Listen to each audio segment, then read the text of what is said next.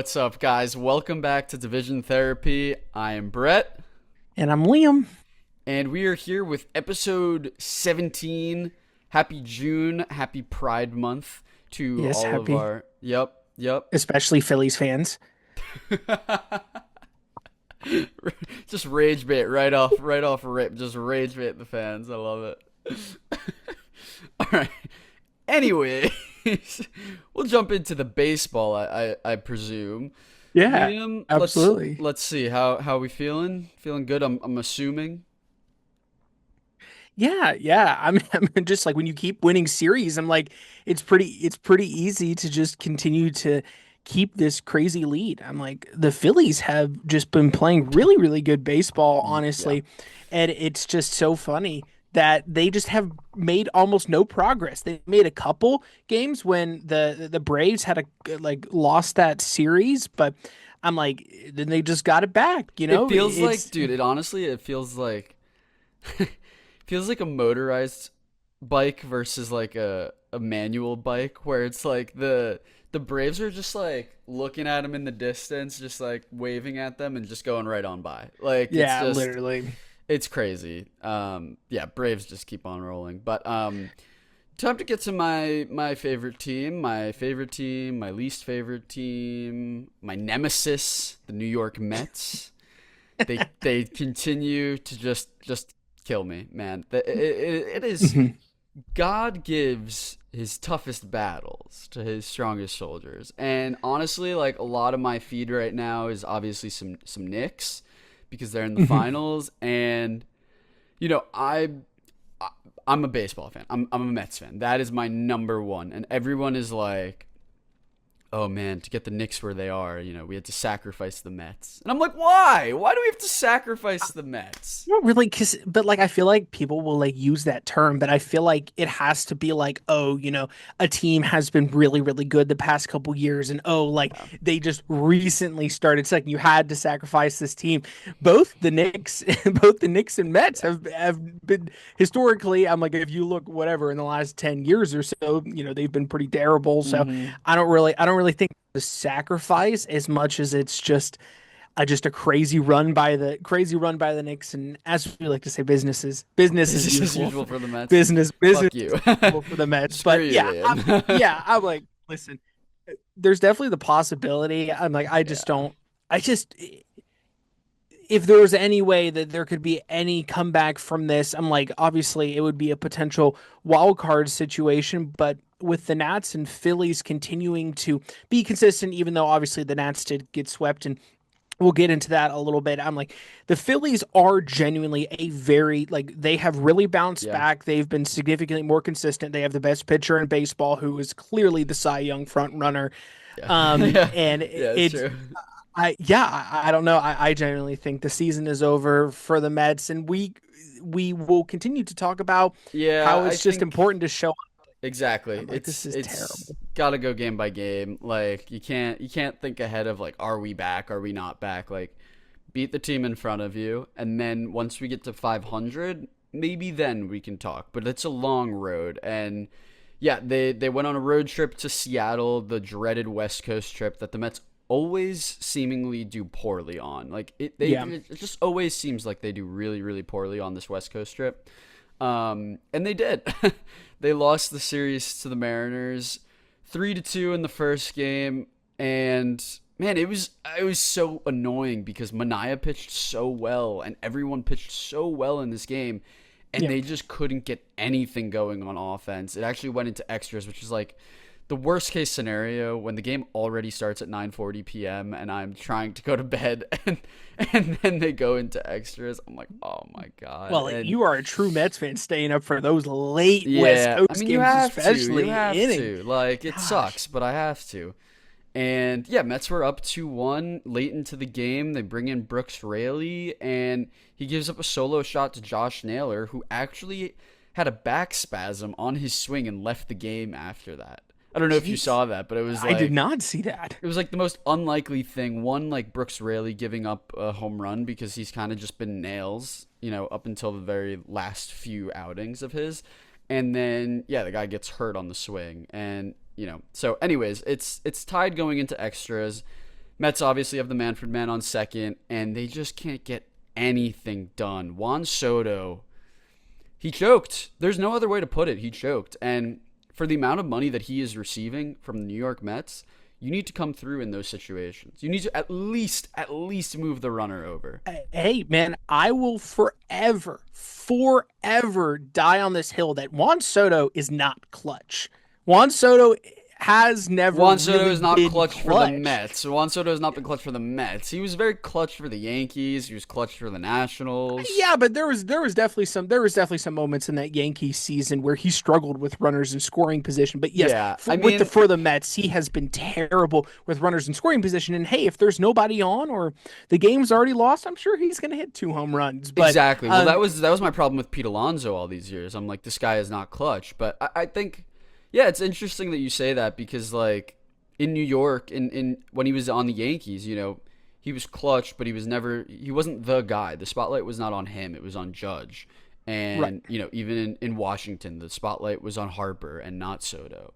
San Diego kind of, like maybe is the spotlight even on in San Diego for baseball? Yeah. Like I don't think people outside of San Diego, I don't think people care about baseball there, but yeah, I mean, all the attention is on Juan Soto with Lindor hurt, with them underperforming, and yeah, he just wasn't able to step up, which really sucked. And the Mets, after they didn't score in the 10th, I was like, there's no way they're winning this game. They're for sure giving up a run, and they did. And so, walk-off single to end it, and yeah, just a poor night of baseball. And then they follow it up with just one of the worst games I've seen from them. It was it was just gross. Was this the game where they made like 3 billion errors in one inning?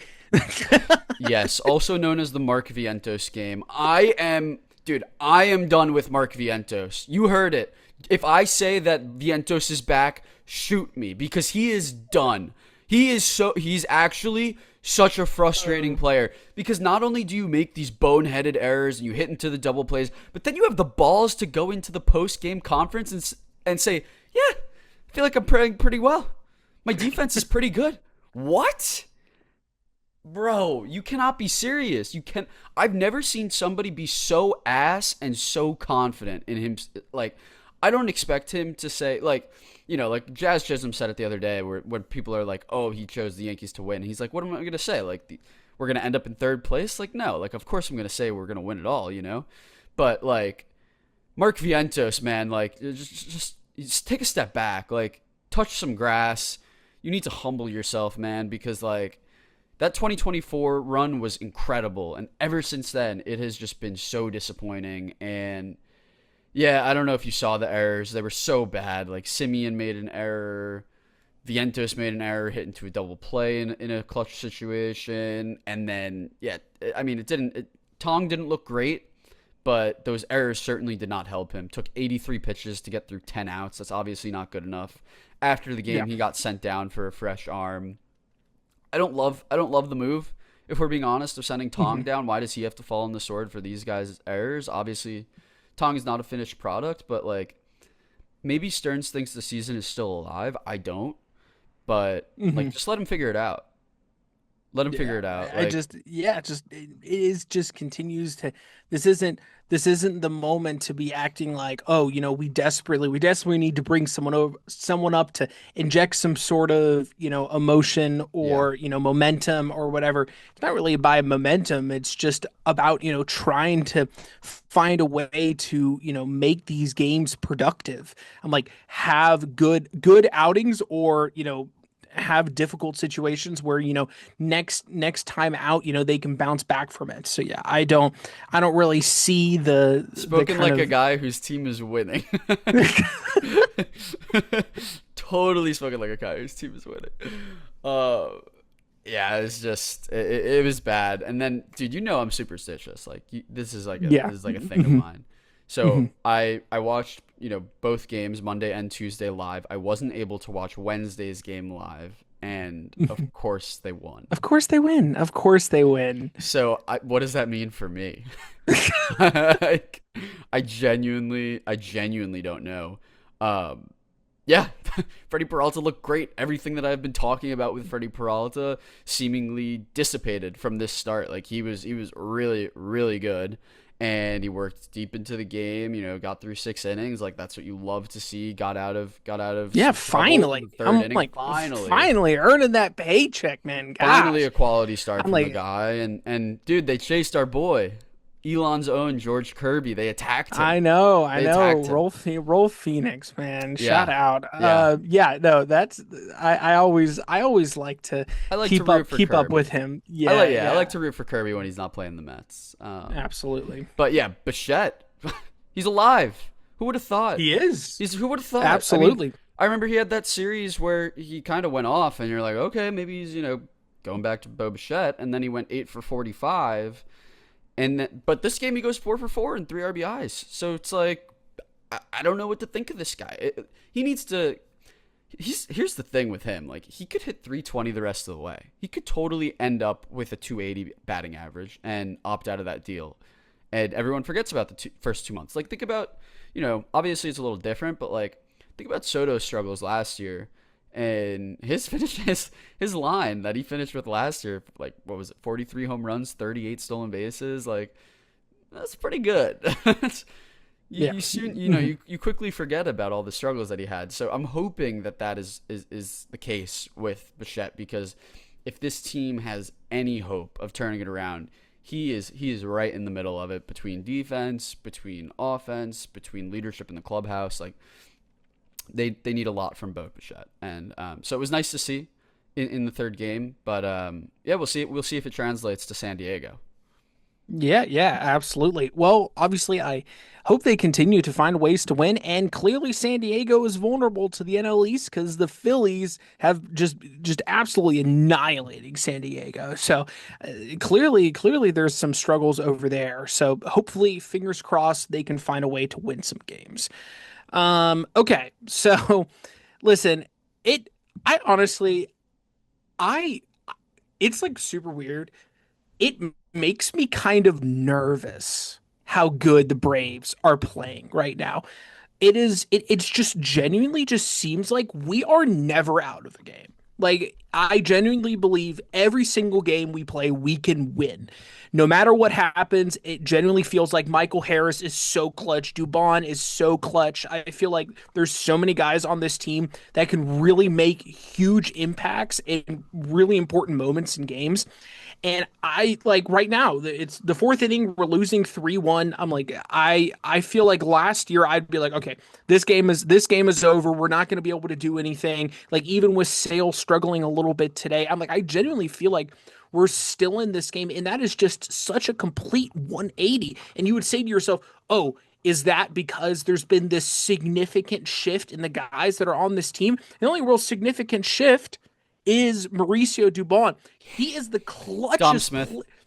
Dom Smith, but Dubon is obviously playing every single day, can play any position on the field, and he is just so clutch. That inside out swing Yeah. from him was just so sick in game two. But we Well, got to also start. you had a big change in the manager. I mean, I don't think That's true. that can be That understated. that's Yeah. true. That's true. Yeah, absolutely. I definitely think that that kind of fits into it. The fact that Walt Weiss is not scared of how much people are getting paid. I'm like Jorge Mateo, who just all of a sudden had a crazy Going series in crazy, yeah. Boston. Yeah. Like he Weiss was completely fine with sitting Kim. He did not care.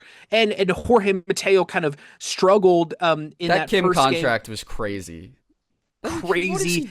Yeah, I want him so desperately to figure it out. of course. I want him, and he did get an RBI in the first game against the Jays. It was kind of like a bloop single, but I've never seen someone so uncomfortable playing short. And even like Have you seen Bo pop-ups, Bichette? I guess that's true, but genuinely, like even pop-ups, he sometimes looks like he's like scared to catch the ball. So Hmm. I'm like, obviously we have to play him out there at some point, but like Weiss played Mateo. in Boston, and he delivered. He was great. And I think that is not something that Snicker would have done. Snicker would just continue to put Kim out there and would obviously bring Mateo in a pinch hit, and hopefully he would deliver.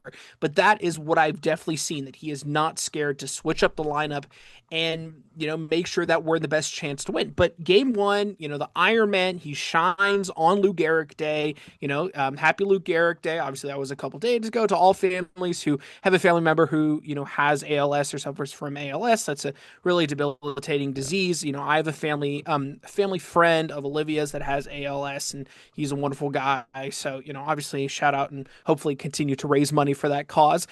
But to the game, Elder, man, and like he gave the Braves another quality start. That's 3 out of the last 5 that he's gone 6 with, giving up 3 or less.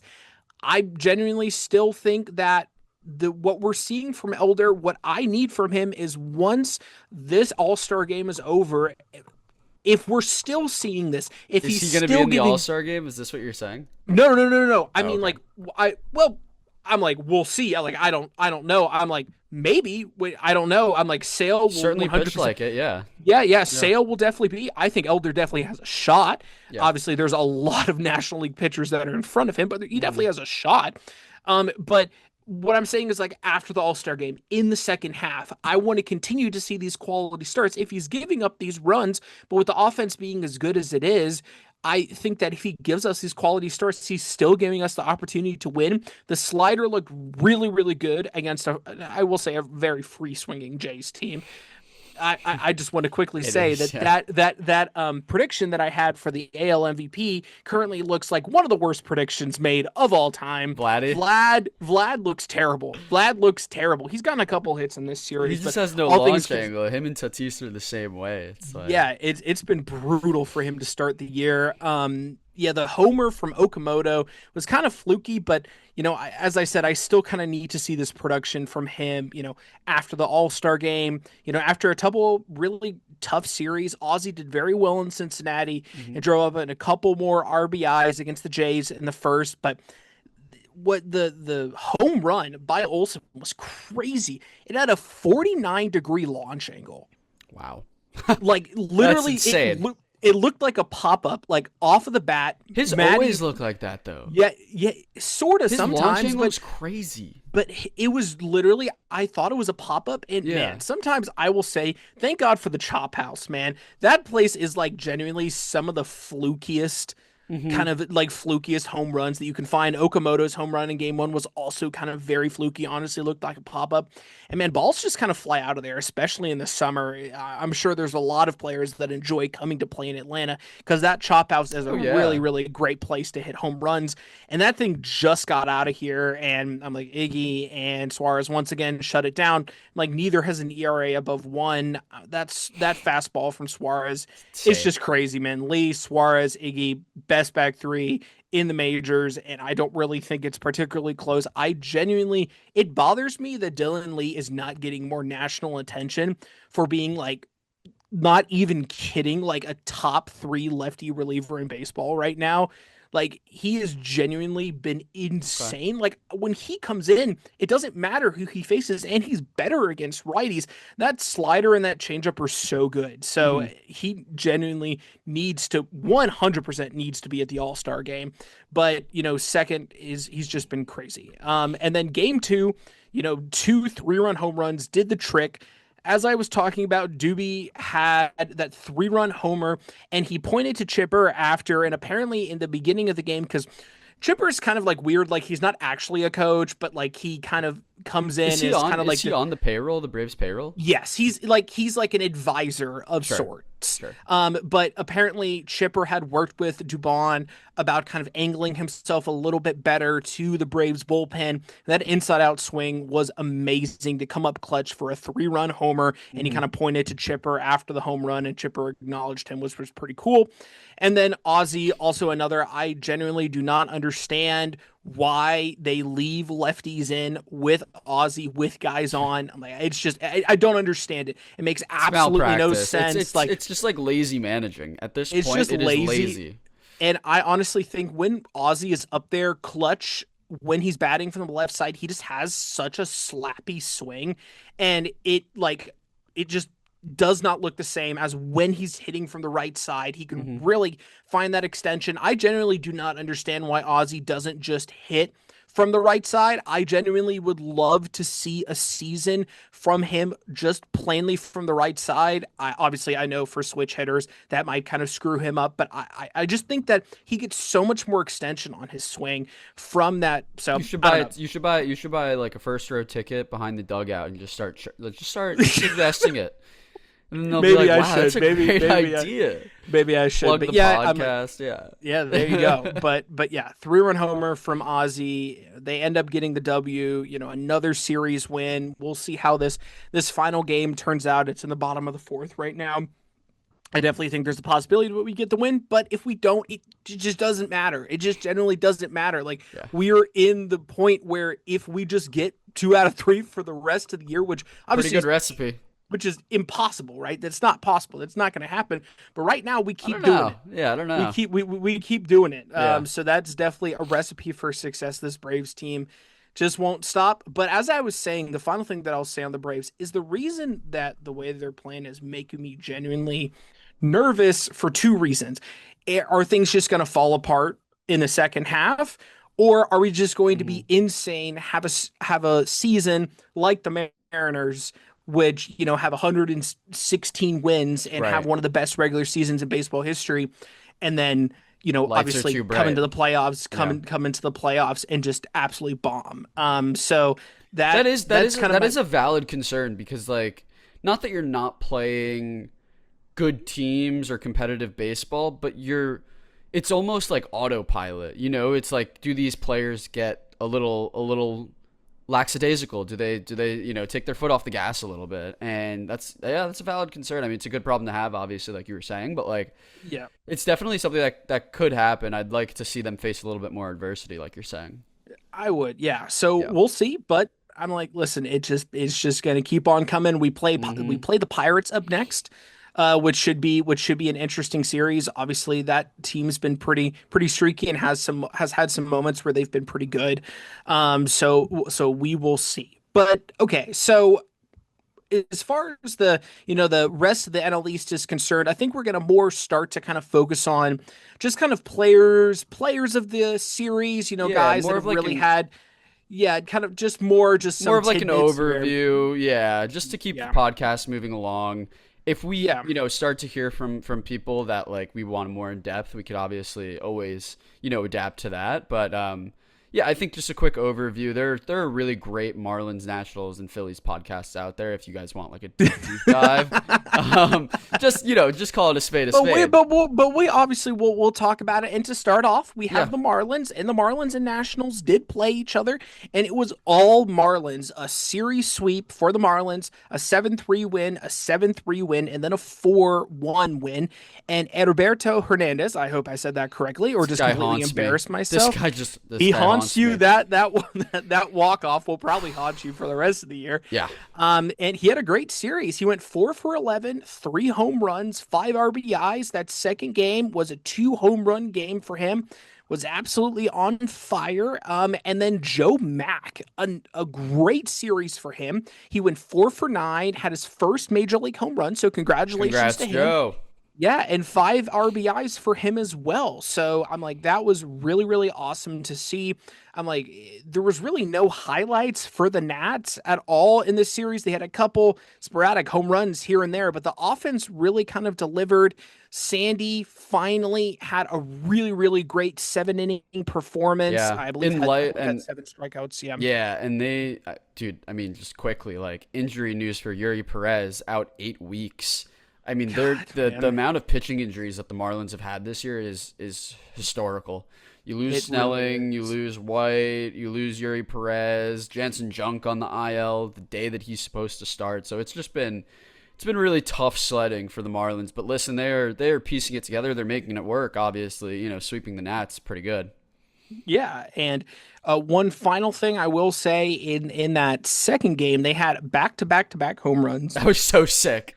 That was Yeah, that was so sad. crazy. And joining some fun Marlins legends. That was the third time in franchise history that they did that. They did it once in 1998 and once in 2023. If you could name the three guys that did it in 2023, you get a special prize. All right, let me try and see who was on the team. That was after Yelich was gone, Stanton was long gone. I have no idea. I have I think actually I no idea. Yeah, yeah, absolutely. Well, I'm like I'll give you one hit Give to me one. start off. Yeah, give me a hint. What obviously one played for the Braves, hit a pretty important home run in the history of the Atlanta Braves. So I'll say that, and I'm assuming you should be able to know who that was. You gotta No, no. no, Jorge I'm Soler. What do you mean, Soler. Jorge He's been on Soler? so many teams, man. He He hit has the been most on important home run so in many Braves teams. history I know. into the I night know. and Luis Ariz and Josh Bell I were would have the never were gotten the Arias. That's like almost a trick question. He I know never hits that's a kind home of run. crazy. That's And then wild. I doubt you're going to get 1998. That No. was Derek Lee, Cliff Floyd, and Kevin Ori. Okay, I know the Don't know who first that two. is. Yeah, I know the Yeah, I first don't two. know who that is. But yeah. So cool stuff. For Miami. And as I said, on the flip side, for the Nats, it was really terrible. Really bad starts from Cavalli and Michaelis. Both really struggled. A young two-run home run in the first game was great, and Curtis Mead, He's turning it on. yeah, the Thunder from Down Under, Yeah. one of the few Australian players. Obviously, he played in the WBC for Australia, and it has been really, really good for this Nats team. So that's cool. So yeah, and then finally, obviously, the Phillies. You can kind of talk Dude. about them. They had some success in San Diego once. No, well, In against San Philly, Diego, but yeah, they it were in Philly, was. but I yeah. mean, it's crazy. Like they fire their manager and they just win basically every single game for the past month. Yeah. Yeah, Phillies just completed an absolute season sweep of the Padres. They went 6-0 against the Padres. So if that wild card, comes down to a tiebreaker, the Phillies have that in Yeah. spades. Yeah, I mean, we got to completely. talk about Christopher Sanchez, right? Like Oh my you gosh, called man! it. You called it. I just You called your shot with his being Cy Young, and right now that looks really really good because yeah, he ended up giving up a run and got a, I don't know if you saw, but it was a huge ovation from the crowd. He like broke out a smile, like it was pretty cool. But 50 and 2/3 scoreless inning streak is insane, man, insane. insane against good I teams as I well. honestly think that it is integral for the Phillies to make the postseason for him to win that Cy Young because Yeah. I do think for the most part that seeing potentially how he can potentially perform in the playoffs will kind of help solidify a potential Cy Young, but I definitely think 100% that he is the front runner here. He is the guy that everyone is trying to beat, and man, just every single pitch is just incredible Yeah, for I him. mean, I think I still would take Skeens in Hmm. like a one game winner goes on. I'd probably take Skeens ahead of him in the NL. But after that, I'd definitely take him above Yamamoto. I would take him above Mizurowski. Like Sanchez is just he's solidified himself as probably the fourth best pitcher in baseball. Yeah, I'm like, if Miz could just stay healthy, I'm like, obviously, Big concern. Big that guy, concern. man, that is just, I just want him to stay healthy because I just want I to want to keep continue to watching him. see Yeah, I him want to keep pitch, watching him. I man. want to see him in the I All Star love game. watching Like, his highlights, yeah. man. He just knows that you can't hit it. He knows Yeah. that you can't hit the fastball. It's like, try to hit it. Try And to he's hit like, it. and he's a huge nerd too. Like he's just Yeah. like easy to root for. Like he's talking about Pokemon with like Jeff Passan. It's so cool. And then, Yeah. yeah, not to be outdone by Zach Wheeler because he had a really good game as well. I was dead wrong on him. Obviously coming back from the thoracic outlet surgery, not sure how he would respond to that, and he's been cruising. He's been really good. I thought one, it was going to take him longer to even come back. Two, I thought it was going to take him longer to be back to Zach Wheeler, but it looks like he is just picked up right where he's left off, and so another 7 strong innings, which obviously helped their bullpen out a lot. So that's really great, and yeah, they won both games, the first two games by 1 run, and they lead the MLB in 1 run victories. So just a huge testament to a winning team that I'm sure if we looked at that stat a few weeks ago, it would have swung the other way. But they have really started to get their act together. Harper with a huge home run broke a drought for him. The offense is just it's clicking. Brandon Marsh looks great. Stott has his moments. I mean, this team, if you face this team and Dombrowski is a shark. Like, they are only going to get stronger at the deadline. Mm-hmm. Yeah. What do you think is their biggest? What do you think is their biggest need for them at the bullpen? Bullpen. You would say bullpen. Yeah. I would definitely say so. Mm-hmm. I mean, I think you can never have enough bullpen arms, especially when you're going up against, like you said, like you're gonna have to probably face Lee, Suarez, Iglesias. You need something to match that. I don't think they feel as comfortable with. You know who I definitely think 110% will be playing for the Phillies at the trade deadline? Who? Byron Buxton. I think Byron Buxton is an insanely good fit. And everyone, every single year, and is like, oh, Byron Buxton's coming to Atlanta. Byron Buxton's coming to Atlanta. Because obviously that's where he's from. Right. Yeah, he's from. And obviously the Braves love their homers, guys. Yeah. But Anthopoulos, I don't think is going to pay. If anything, the only real focus for Anthopoulos is going to be pitching at the deadline. Yeah. And Buxton has a no trade clause, so he would have to want to go as well. He's a full. But I definitely think he would. I definitely think he would. Like, maybe 100%. I don't know. I mean, before they tore it down last year, I remember a big quote coming from the Twins, and he was like, "It's nice to know where I'm playing for the next 8 years. I love Minnesota." Obviously, a lot has changed since then. But yeah, he could. He very well could.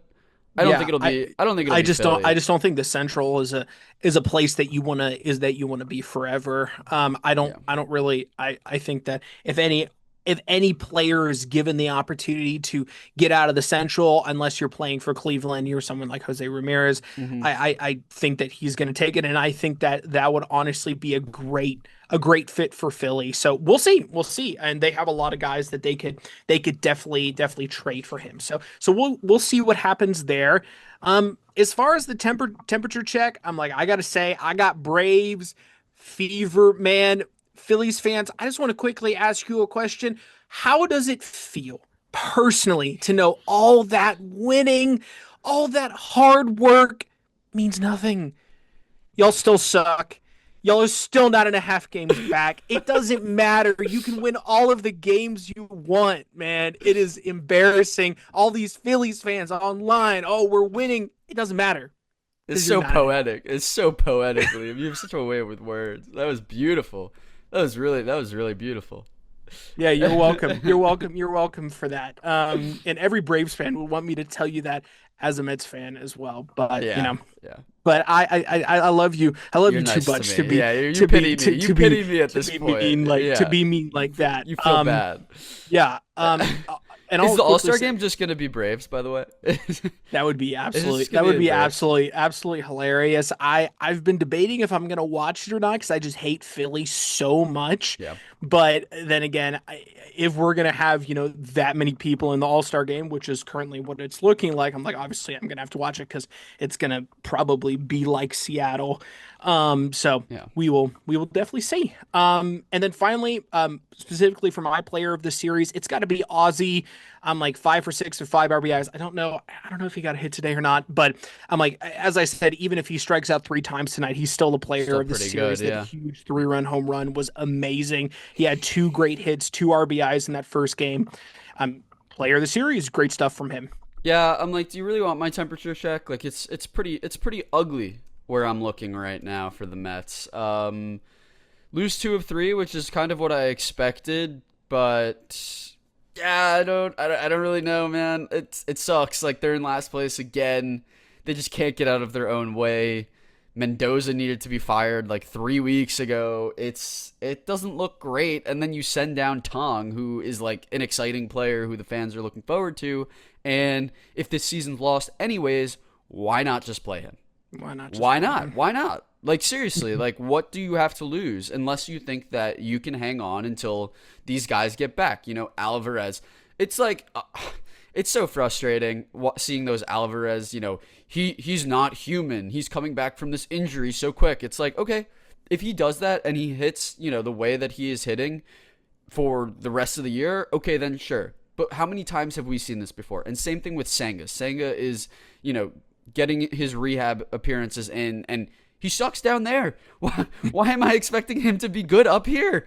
It's like, it just doesn't make sense. Like, it's like this, like, dude, it drives me insane, honestly. Like, it is crazy because it is the same story every single time with these guys. It's like, oh, just wait till we get these guys back, and then maybe the Mets are 3 games out of the wild card, right? Come trade deadline, and Lindor's coming back, and so Stearns goes, "Yep, see, there's our move. Yep. There's our move." Like GMs love to do that. So, I don't know. I'm thinking about what AJ Minter and Brooks Raley could get at the trade deadline if the Mets are truly out, and that excites me because, as we know, like every trade deadline, bullpen and starting pitching, Freddie Peralta, all of those prices just skyrocket towards the end of trade deadline. People get desperate, contenders get desperate and want guys. So, that's kind of where my eye is. If they sweep the Padres, ask me again. We'll see. We'll see what the answer is, but it's not looking that way. And player of the series, honestly, I was torn between a few guys. Bench had 2 home runs, looked great. Didn't contribute to winning though. Bichette looked awful the first 2 games, but then went 4 for 4, contributed to winning. So could go with him, but I will go with Freddie Peralta. Peralta, absolutely. It gotta be. Freddie Peralta gave up, only 1 run, 6 innings, 7 strikes. Like, I love to see that. And listen, as I was just talking about, boosting his trade deadline value. So yeah, absolutely. I love it because if you can get like, I'm trying to think of like a package of a starting pitcher from last year or 2 years ago, like remember the Trevor Rogers package that they gave up? Yeah.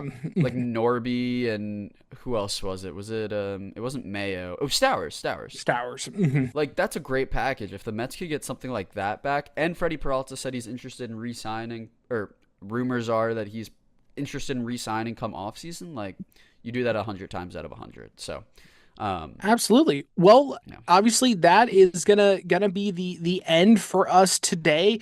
Real quick. Give me your series predictions for the next series. Well, for the Bucks, I just think we're gonna go 2 for 3 again. Like, yeah, I just don't really. You miss. Yeah, I don't face Skeens. You got to get to miss Skeens. I'm like, you face Ashcraft. 2 for 3.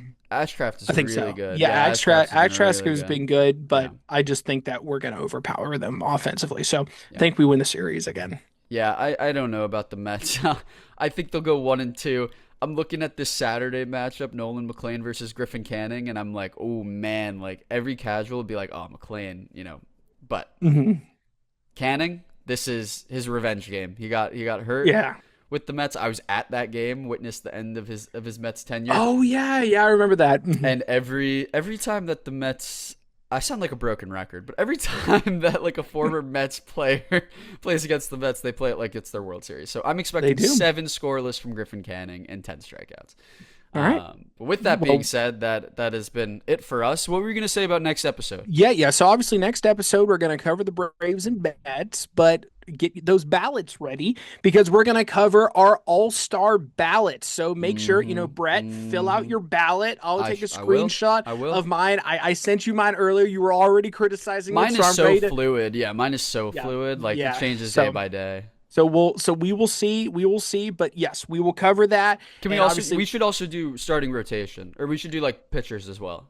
Absolutely. Yeah, we'll do a full thing there. So get excited for that. And obviously we will post, kind of a breakdown of those position rankings, on the social media as well. So follow those, get us to 100 followers. I think we're at about 82 close. 82 followers. So get us to 100 followers there.